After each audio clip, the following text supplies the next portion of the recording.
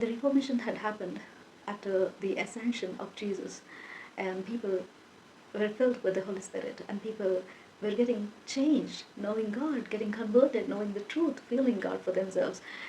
And then the Reformation happened, where there are mixed kinds of people. People who are antichrist, people who are half-hearted, and people who did not completely follow God, and people who were also faithful. So they used to sell all of their possessions and do something good for other people. Procure treasures and the funding to do good to other people and to share among themselves so that they can travel to all the parts of the world to proclaim the good news of Jesus Christ.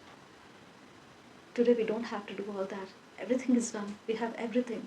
We just need to live in harmony and peace with other people, not in treating others, but being compassionate. And we are living in a secular country, and still people have barriers of caste, religion, color, creed, so many things, status. If not anything, status.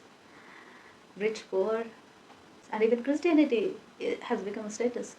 Like, I am a Christian, I am not going to sit there. I go to that church, I go to this church. Now Christianity is the largest religion in the world, and Christians are misleading other Christians. That is how it's becoming.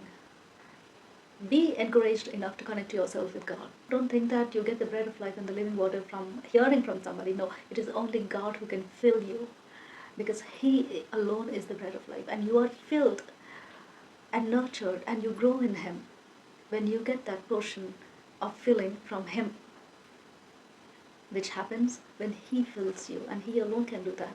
But what are we doing here? We are only giving that knowledge, that's all. We are only telling, we are only directing, we are only giving tips and suggestion out of what we have known for ourselves. So it's not about the materialistic things. A Christian life is always about detachment from the world. If you're not detached with what is unnecessary, then how can you be filled with God's grace? That detachment is very important. So God always takes us through those paths and places where we discover that we have Him and that is enough.